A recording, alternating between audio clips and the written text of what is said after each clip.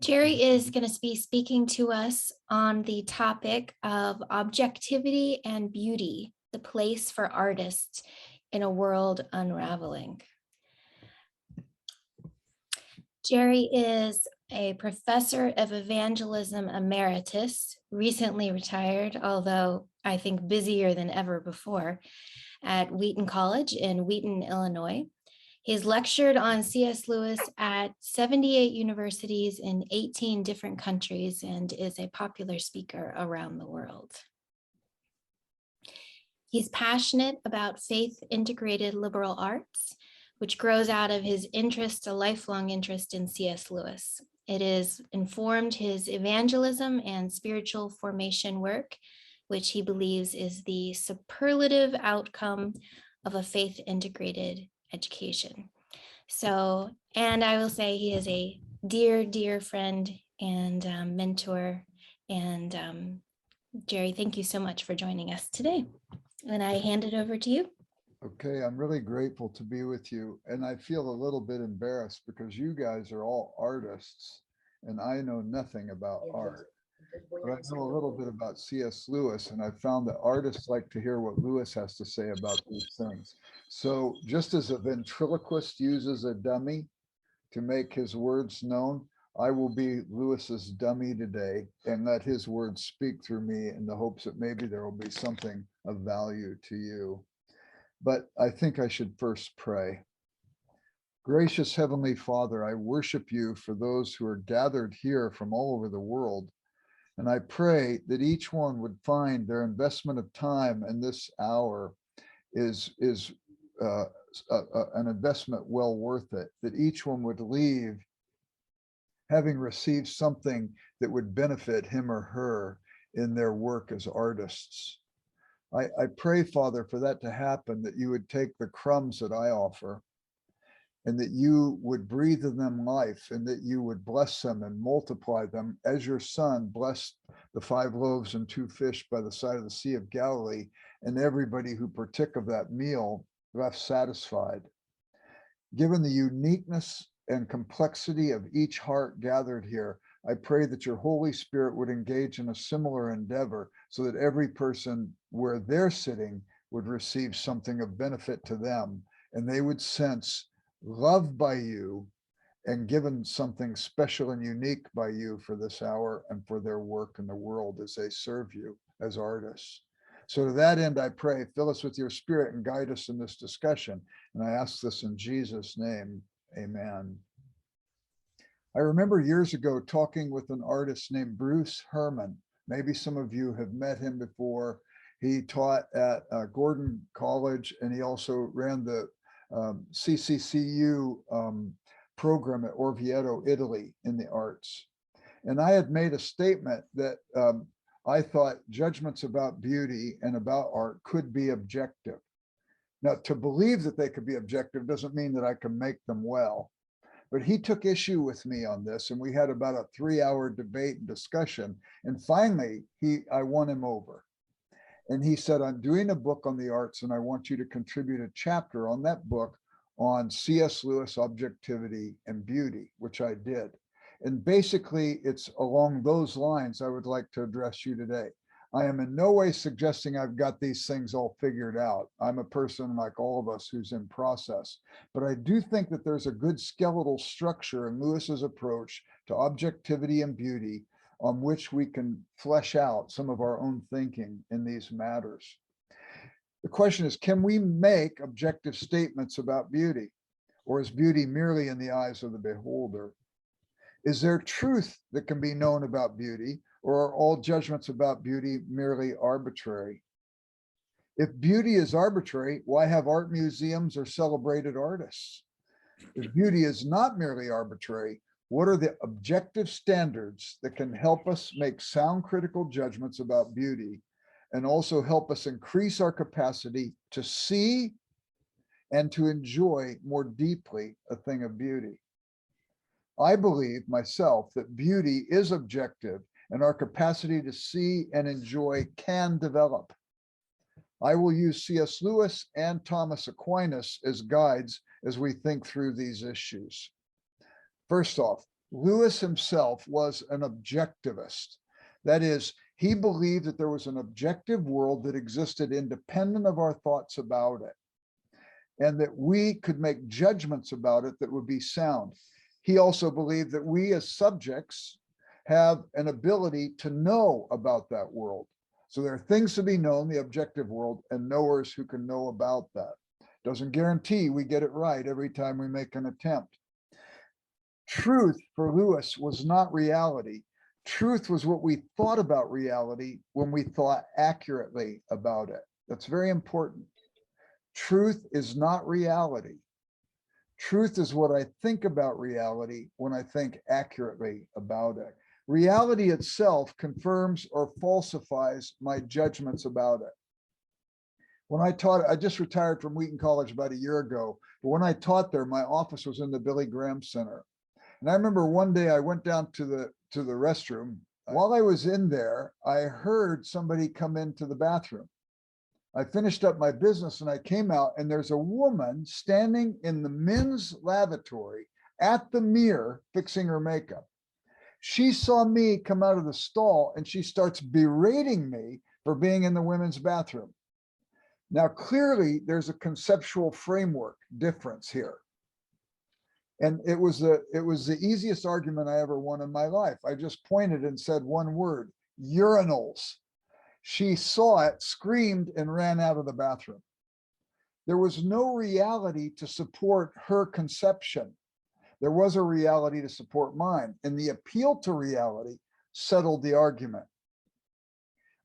We've got this painting, and I'm so sorry, I'm not very techno savvy, so I'm just going to hold up pictures if that's okay. But you guys have probably all seen Magritte's painting. This is not a pipe. And I can't tell you the number of times I've seen people, I used to use this in lectures with students, they'd say, no, it is a pipe, it is a pipe. And I go, no, Magritte was right. It is not a pipe. It is a painting of a pipe. And that's the reality. So consequently, we can begin to refine our understanding and hone it, but the refinement even has to be contingent upon the reality that supports or does not support the claim. Reality confirms itself. This is equally true in the realm of ideas as it is in the realm of material objects empirically perceived. Objects of thought can be set apart by definition. We can reason about them in an inferentially coherent way. And if we make a mistake, we could go back and see where the inferences went off the tracks. And we could go back to the original definition. There's an object of thought that can be appealed to. I'll give you an example. Years ago, I was teaching a C.S. Lewis class at Wheaton College, and there was a young woman in my class, very bright young woman. And she said her best friend was coming to visit her on her spring break vacation. And she was going to bring her to class with her. Her friend was an atheist, and they had been friends since their first year of school. She was wondering if I could talk with her about spiritual things. And I said, I'd be delighted, no problem. She brings her friend, and her friend was a student at Brown University. Brown University is one of the Ivy League schools in America. It's one of our top schools. So I know she's got to be bright if she could go to Brown. So they come up after class, and I talk with her for a little bit. I say, wow, you go to Brown, you're very bright. What are you studying there? She said, biochemistry. I say, wow, that's a challenging major. You must be brighter than I first anticipated or considered. And we talked a little bit. We talked about their friendship that they had had for many, many years. And finally, I said to this woman, we've talked about spiritual things in this class today. What did you think about that? And she said, well, frankly, as a biochemist, which I thought was a little premature because she was only in her second year of university. But nevertheless, she says, as a biochemist, I live by the principle that if I cannot perceive it empirically, I just won't believe it. I said, that's the principle you live by? She said, yes. You live by the principle, if you can't perceive it, you won't believe it? She said, yes. I said, would you please set forth that principle empirically for me? I hope you see the contradiction. It's a principle. It's rationally set forth and it's rationally perceived. There's no way to set forth the principle empirically. You can maybe illustrate it empirically, but you can't set it forth principally. And she freaked out. She saw the contradiction. She said, why, my whole life I've believed this. And everybody at Brown University believes this. I said, no, there's Christians at Brown University too. You'd be surprised. They sort of get everywhere. And I said, plus, to be honest, I wouldn't say that all materialists would put forth your principle the way you did. And I said, don't get me wrong. I love the sciences. I love what the empiricists can provide for us. I like the fact that in cold winters in Chicago, I don't have to go to an outhouse. I have plumbing, I have hydraulics. I like how the engineers have applied what the scientists have discovered. But John Polkinghorne, who was a physicist at Cambridge University, he had 2 earned doctorates, one in physics and one in theology, pastored a church while he was president of one of the Cambridge colleges. He said, if you ask the scientists, why is the kettle boiling? The scientists would say, heat from the burners agitating the molecules and causing the kettle to boil. He said, that's one answer to the question, but you could also say, I wanted a cup of tea, and would you like one also? He says that's an equally valid answer to the question, but it's not one you can get to through mere empirics, which means there are whole vistas of life out there that we don't understand merely by empirical data, which means there's always a place for the artist, for the use of the imagination, for people who can usher us into realms that are not always empirically perceived or understood. It was Mortimer Adler, the philosopher at University of Chicago, who said in 4 generations, we've gone through 4 changes of thought. From saying that which is empirical and measurable is that which is important to science, to saying that which is empirical and measurable is the only thing that's important. And there's great loss at that point. Who's going to pound the drum to remind us that we're slipping into a materialism that's leading to blindness if it's not the artist who can help us see a bigger and wider world? I said to this young woman too, there are 4 divisions in most universities, especially universities working with the liberal arts. The first is the sciences. I love what they do, and I love what the engineers do to apply it. But also there's the social scientists. And the social scientists recognize that cultures are always fluid. Therefore, to try and understand culture, they engage in their social science work. There's also the area of the fine arts. And the fine arts are not just reserved for the professional artists. Everybody should be engaged in the recreative activity. It was Tolkien who said, we are made in the image of a creator, and therefore we're not living life to the fullest unless we're engaged in creative work ourselves.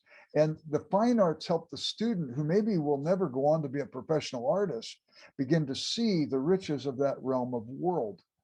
And then you've got the humanities, history, philosophy, and literature. And these show us some amazing things in the realm of ideas. And we see throughout the flow of history, some things that flare up into the realm of thought, like fireworks that eventually burn out in ash. This can happen in the realm of ideas. This can happen in the realm of historic events. This can even happen in the realm of literature.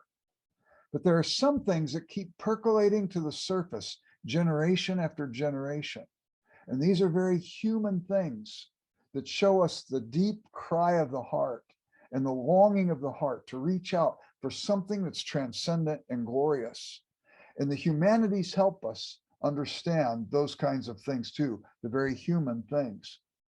Lewis, when he was giving a lecture to his students at Oxford University in the 1930s, said this to them: we have fulfilled our whole duty to you if we can help you see some given tract of reality.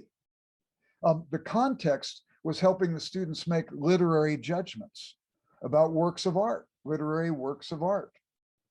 Furthermore, Lewis believed that this reality itself is an expression of the creativity of God. Some of you have heard me talk about this before. How many of you were at any of the arts forums that I did at ELF? Any of you? Well, maybe then you haven't heard about it. I know in Liviu, we did it with your retreat too, with those who gathered at your retreat.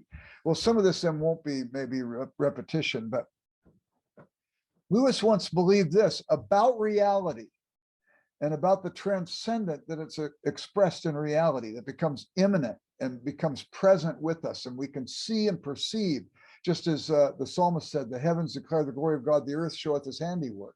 Or in Romans, Paul wrote, that which is known about God is evident to us, for since the beginning of creation, God has made it evident to us in what has been revealed. But sometimes in our sin, in our finiteness, and so on, we have eclipsed these realities. And it's you as artists who can bring these realities back into the conscious understanding. But Lewis wrote this about the presence of God in the world he's made. He said, I believe in Christianity as I believe the sun is risen, not only because I see it, but because by it I see everything else. In his book, Letters to Malcolm, chiefly on prayer, it was the last book he wrote. It came out in print after the year after he died. He uses a statement in there that I think is one of the best things he wrote, and I want to give it to you and develop it a little bit along the lines we're thinking currently. But before I do, I have to define a word for you. I don't mean to insult your intelligence defining the word. You may know this word and use it frequently in your own vocabulary. When I first read this word, I had no clue what it meant. So if you're here like I was then, I define it for you. It's the word coruscation. Coruscation. A coruscation is a sudden flash of brightness. We can talk about fireflies coruscating in the back garden on a humid summer evening. Or we could talk about the storm clouds that are moving our way, those dark clouds in which flashes of lightning are coruscating in the clouds. Okay, you got the idea? So here's Lewis making a statement between gratitude and adoration or worship.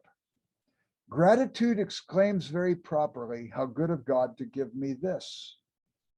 But adoration asks, what must that being be like whose far off and momentary coruscations are like this? One's mind runs back up the sunbeam to the sun. I remember when I first read that, it was about 1979 or 1980. And it was when Voyager, the interplanetary probe, was speeding past Saturn, taking pictures of that most mysterious planet in our solar system, the one with rings. I was fascinated by the pictures that were sent back to Earth, that the outer ring of Saturn, something we had never perceived even from our best telescopes on Earth, the outer ring of Saturn, they call it the F ring, it's braided. It's braided. I have friends who are physicists. I say, why is it braided? One of my friends said, Jerry, these are the questions that keep us physicists up late at night. I've talked to 5 different physicists and heard 5 different explanations. Each one is a negation of the other 4. I think one day the physicists will tell us. In the meantime, I ask Lewis this question: what must God be like that he braided the outer ring of Saturn? Maybe every artistic expression you engage in, you're asking that question. What must God be like that he revealed this and others have missed it? And let me depict it as best I might here.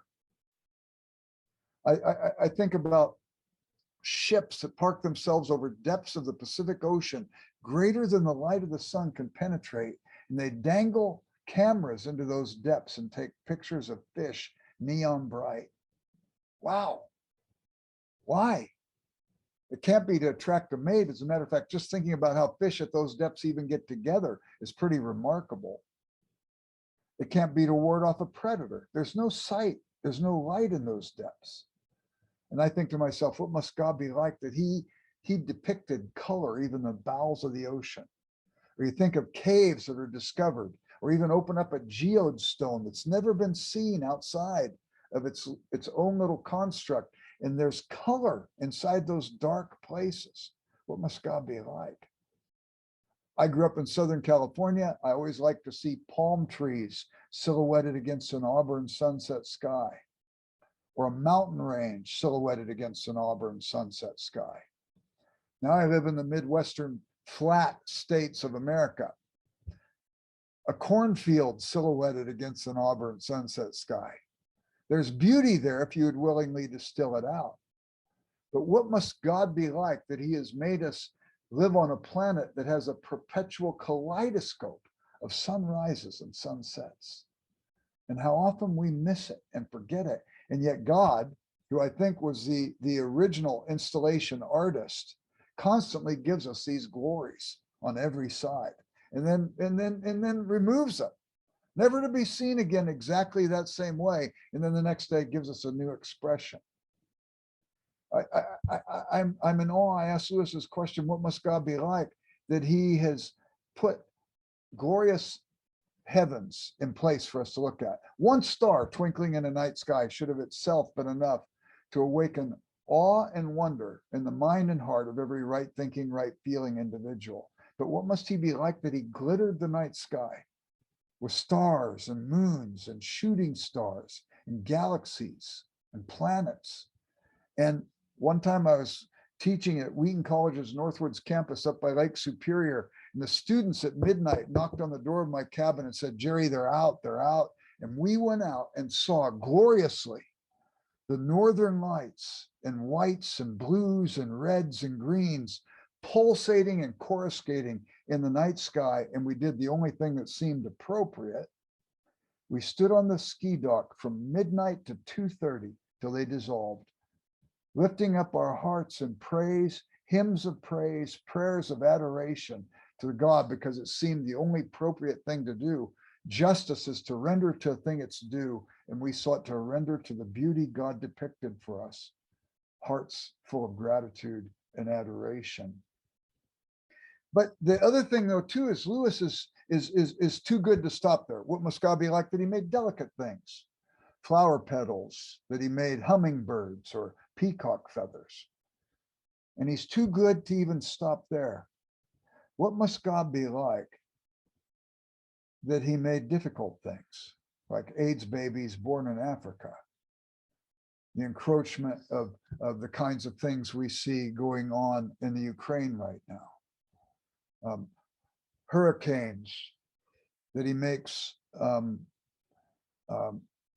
earthquakes in Haiti and tsunamis in Japan, school shootings too often in America. And Lewis says if our religion is objective, then we must never avert our eyes from those elements in it which seem puzzling or repellent, for it's precisely in the puzzling or repellent where we begin to see what we do not yet understand and need to understand. Joseph, talking about these things to his brothers, said to them, "You meant evil against me, God meant it for good." It was time that allowed him to have that perspective. And maybe as artists, you can even look at difficult things, and you can begin to see and perceive and bring to the light of people's consciousness that even here, there's a possibility for something of beauty and good to break through. We who are Christians believe that beauty and good is somehow always nearby in a world where God not only made, but God is moving towards his ultimate end, his own glory. Well, this reality that Lewis writes about is complex. Lewis writes that reality is iconoclastic. An iconoclast is a person who breaks idols.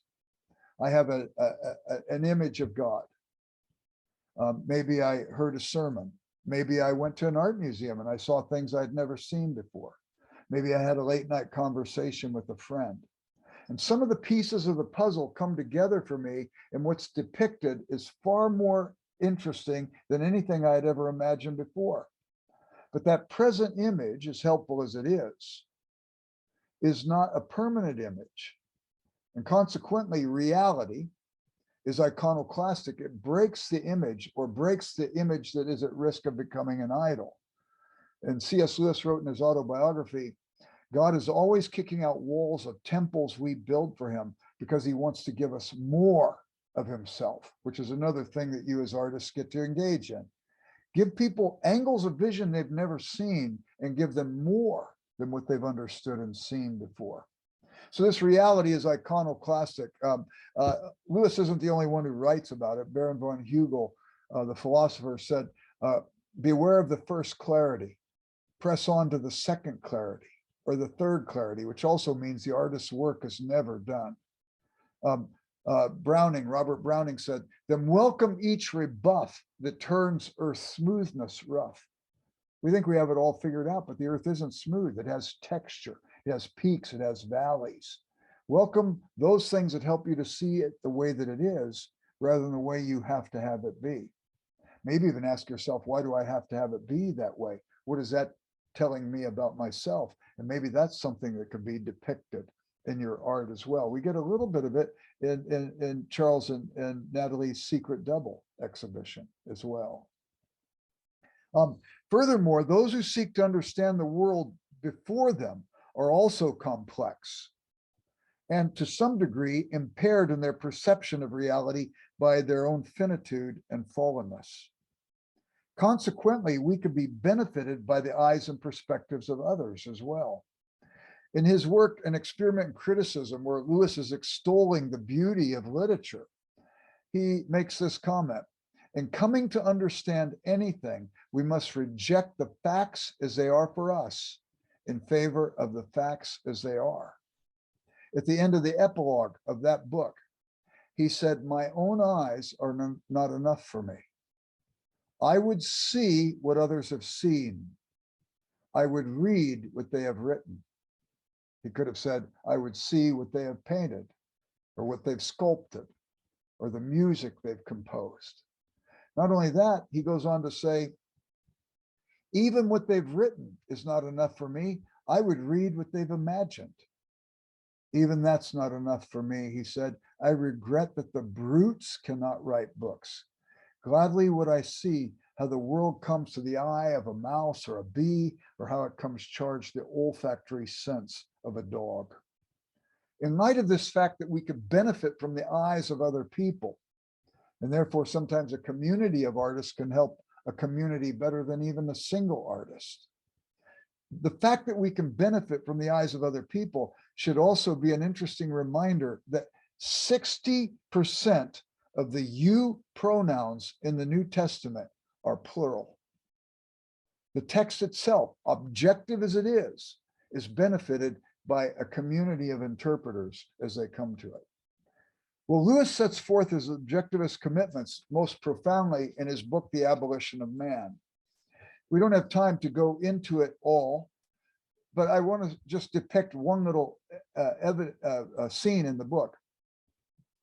Lewis is taking to task a book that's written for sixth form students, in England, on doing grammar.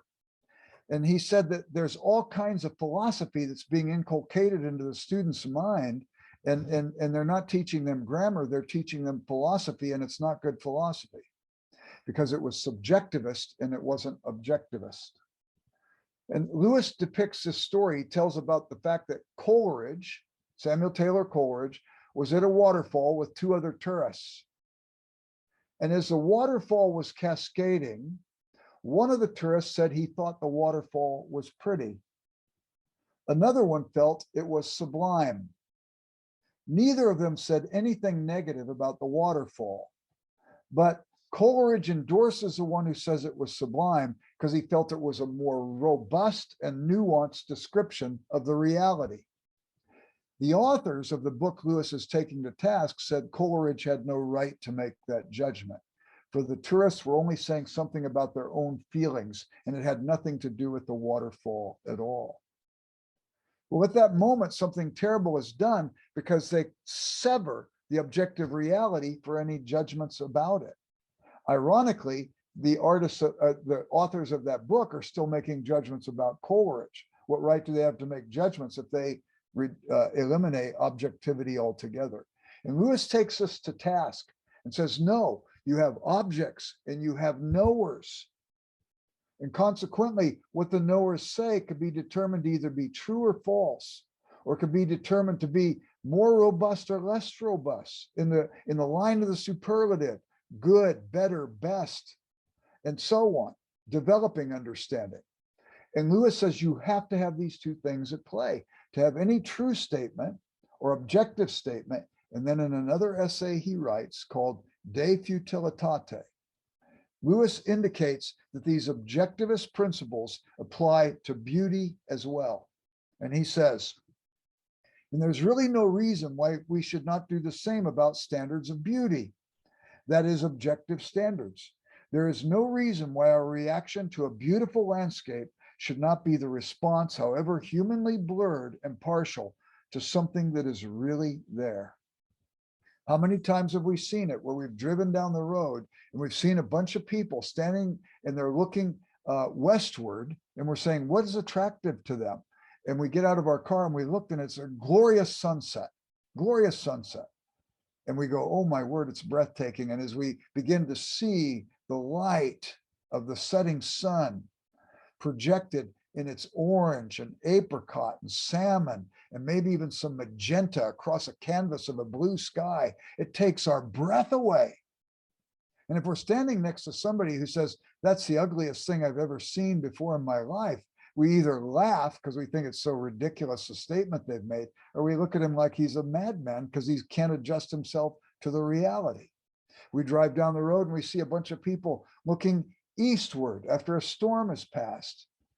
And we see in the sun that's now behind us as we look eastward, the illumination of a rainbow, and its color and brightness captures our attention. It's remarkable to us.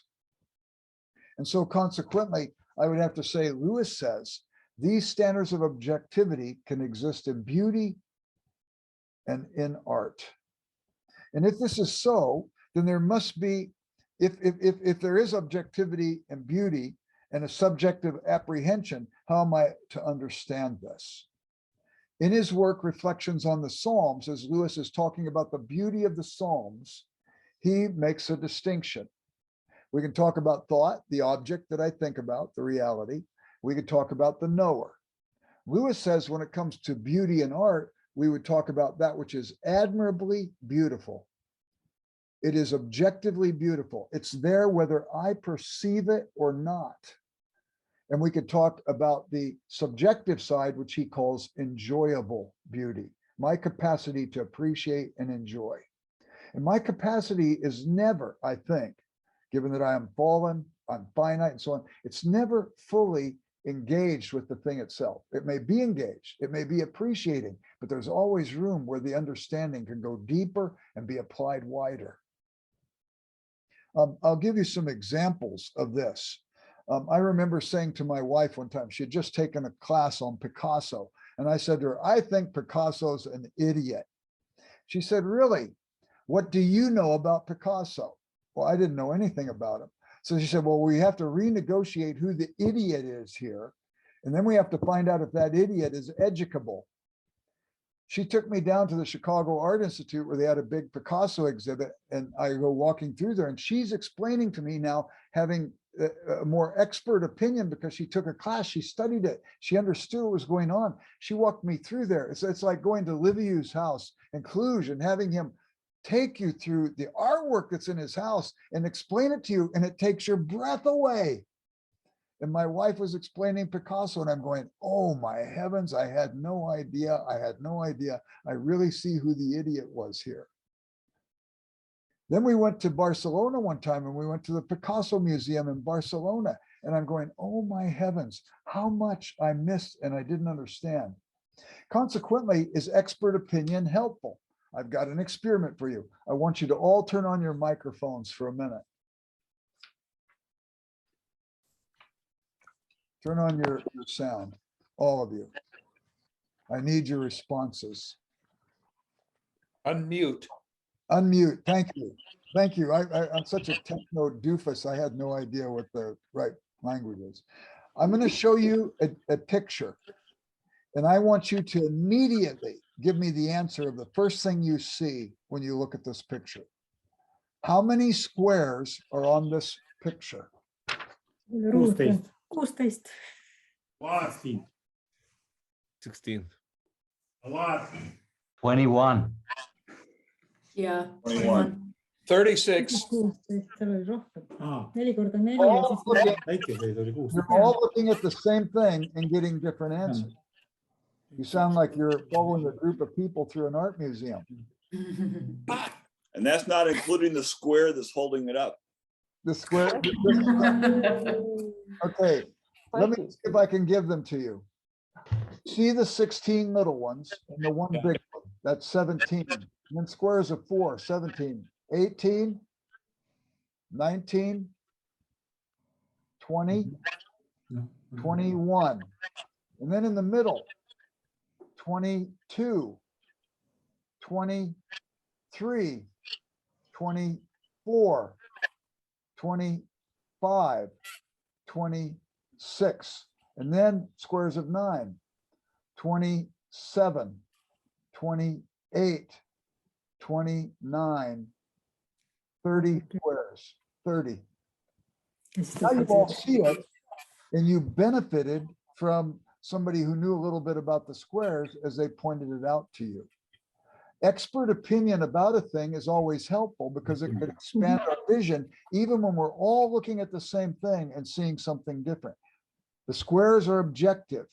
My understanding being subjective can be brought up to a proper correspondence with the squares themselves. And then if we go on, we can talk about the fact that as our ability to perceive increases, our sense of wonder and awe at the depths begin to increase. G.K. Chesterton said, the world will never starve for want of wonders, only for want of wonder. The artist's role is extremely important in a materialistic age where wonder is atrophying.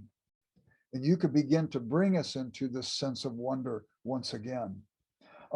Then there's a subjective side of it, the enjoyable beauty. Sometimes things even a careless eye will notice. I mentioned sunsets, rainbows, northern lights, and so on. But again, expert opinion achieved by experience can help me see better and better and with greater and greater clarity. I'll give you an example of this. Do I have the authority to say Prague is the most beautiful city in the world? No, why not? Because I haven't seen every city in the world. I don't have the capacity to see every city in the world, given what it would take. Can I say Prague is the most beautiful city I've ever seen? Yes, that may have merit, but the question has to be asked, what have I seen? And if I compare it with Barstow, California, I don't have any kind of credit at all. Barstow, California is a place where they're mining minerals from this gray mountain, and it's a gray town, and the buildings are all gray, and the people walk around with gray frowns on their faces. That's no comparison.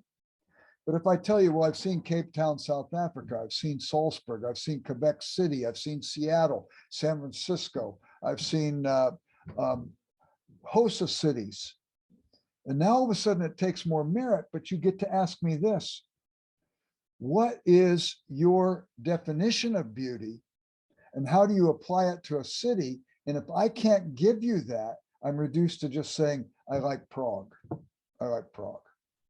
But a lot of times, because we're prone to overstatement, we'll say, oh, that's the most beautiful city in the world. In America, every small town you drive through has a hamburger stand, and they say on the sign, world's greatest hamburgers. I don't know how people make that claim, but it shows you that we have this tendency to overstate.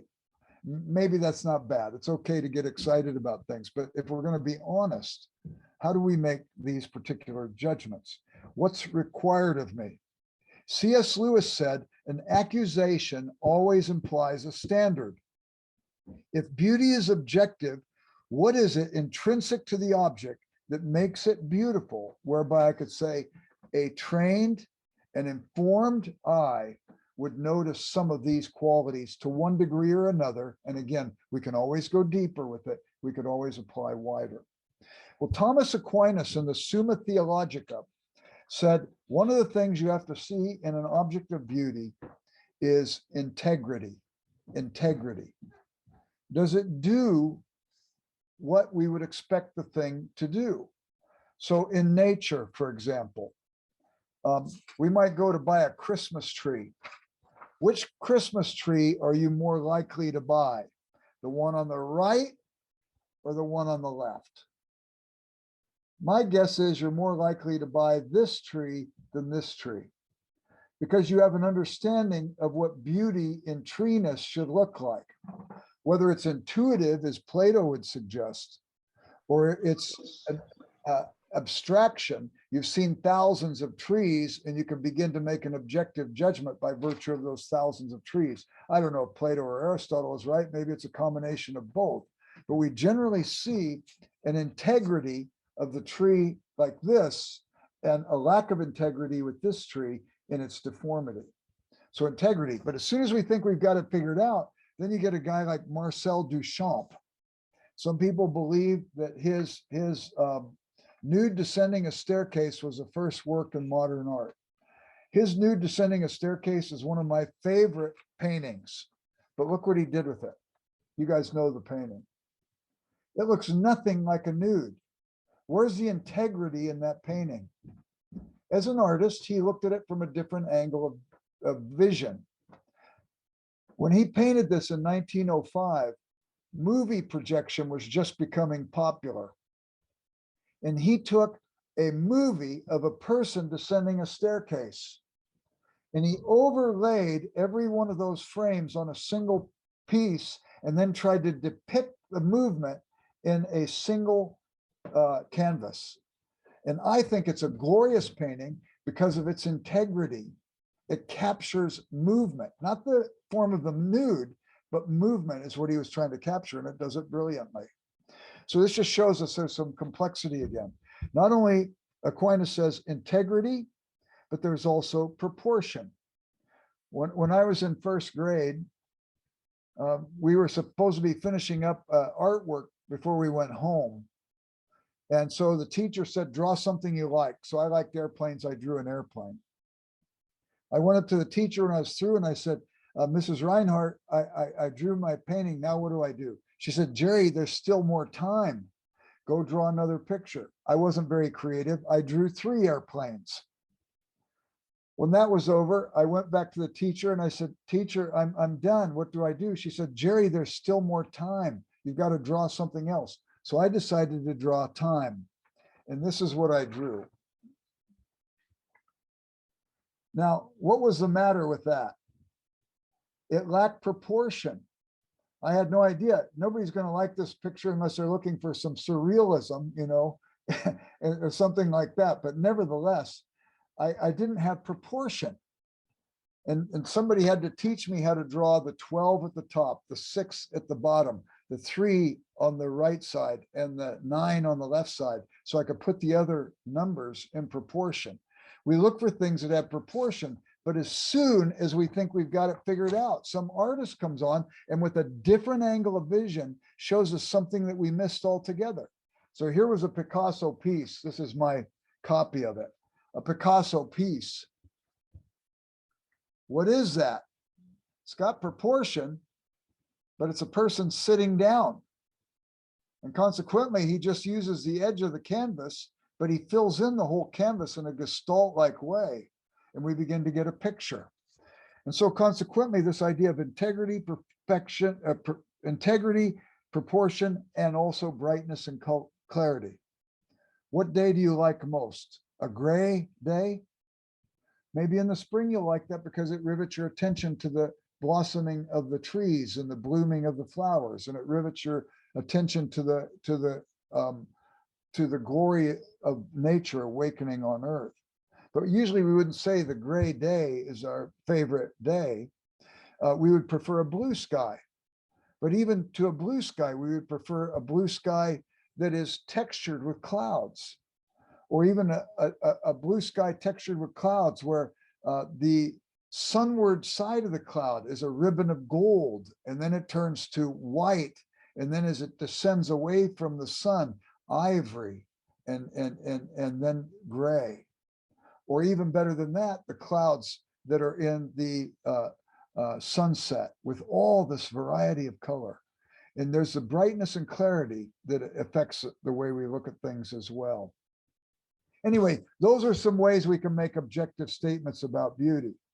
But now, how does this work for the artist in a world that is unraveling?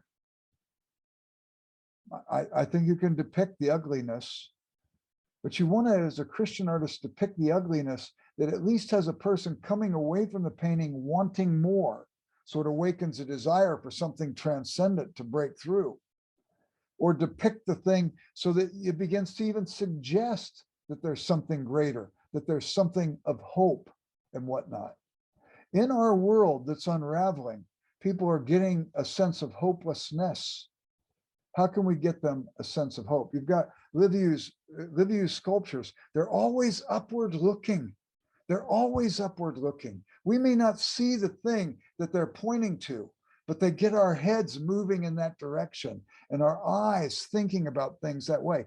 Every one of you engages in a different type of creative expression, but they could have the same sort of what I would call Christian manifestation of hope, and it's objective. Billy Graham was once asked in an interview, as you look at the world, are you an optimist or a pessimist? He said, if I only had the world to look at, I would be a pessimist. But I've read the last page of my Bible and I see it all turns out all right. I am hopeful. I am an optimist.